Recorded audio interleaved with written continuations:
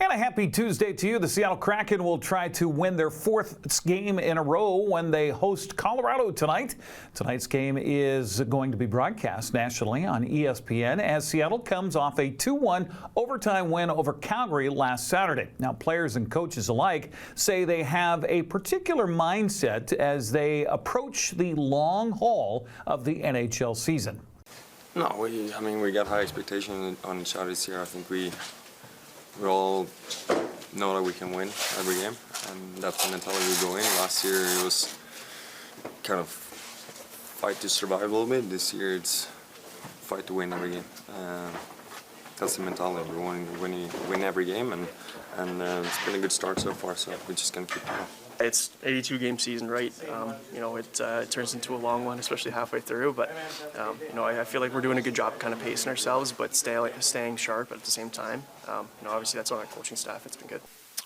For both teams, the lowest event game we've played in this season so far, and I think you have to be able to be a team that can play in a low event game and shut down the opposition.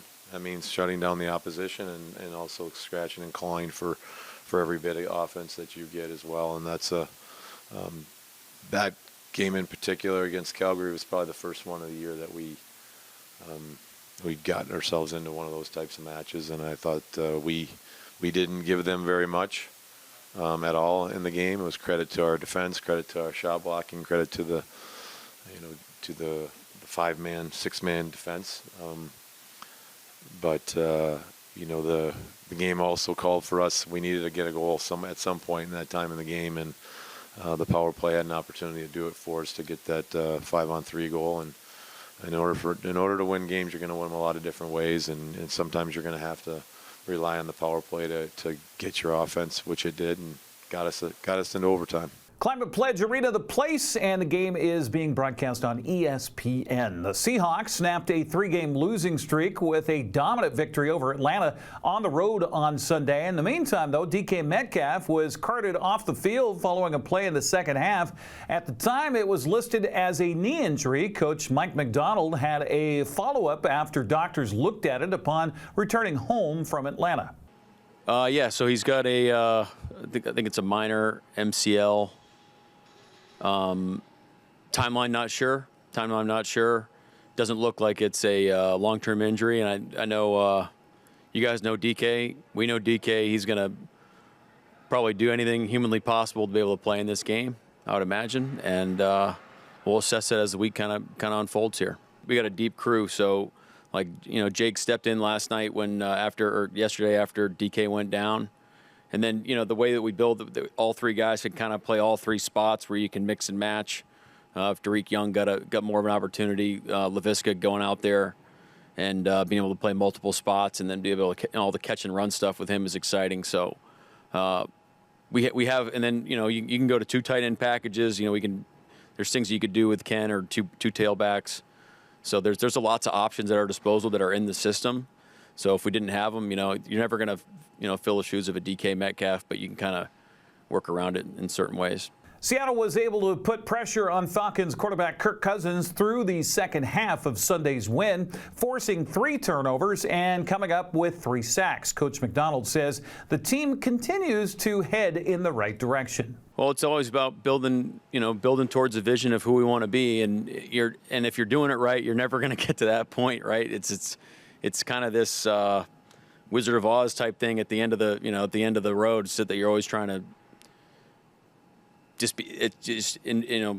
encapsulate that vision of how we want to be every day, every down, and I think that's what keeps you hungry. I think that's what keeps you doing what you're doing and having the enthusiasm that you want. But it's exciting to go chase that thing, and when you make progress, it's really exciting.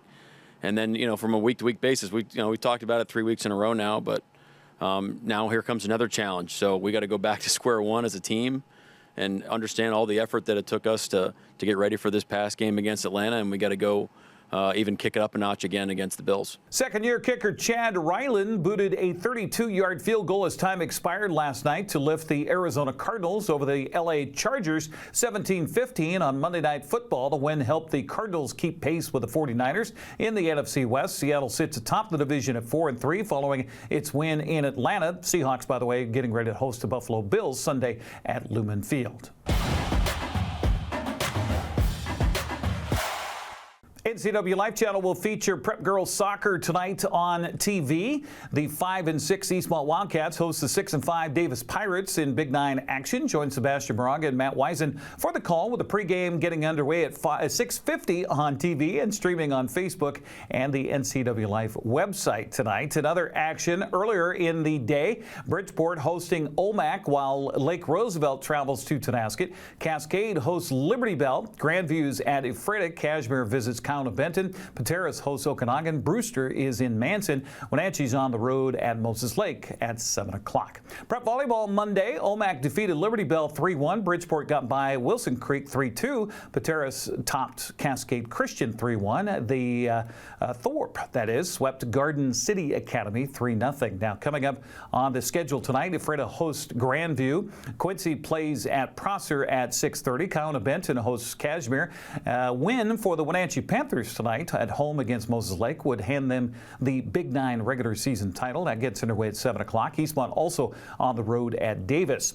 Other action, Tonasket at Lake Roosevelt, while Easton is hosting Wilson Creek and Garden City Academy visits Cascade Christian. Moses Lake Christian and Soap Lake have a 6:15 start time. The 6:30 matches have Pateras at Eniat. Waterville Mansfield hosts Oroville. Brewster is at Okanagan. Chelan hosts Manson, and Toppenish is at Cascade. By the way, that Chelan-Manson matchup should be really good. Battle for the bronze shoe between Cashmere and Chelan, and will be broadcast live on the NCWLIFE channel Thursday. It is the Bill Lippincott. Well, he coached and taught at both Cashmere and Chelan, and the bronze shoe is of his left cleat from his days as a running back at Washington State University. That makes up the trophy. Goats will be looking for their upset win on Thursday night. It'll be the first time they'd won the game since 2014. Join myself and Grant Olson for the pregame Thursday at 6:30 from Bulldog Stadium. That's Look at Sports News. I'm Eric Granstrom. Have a happy Tuesday.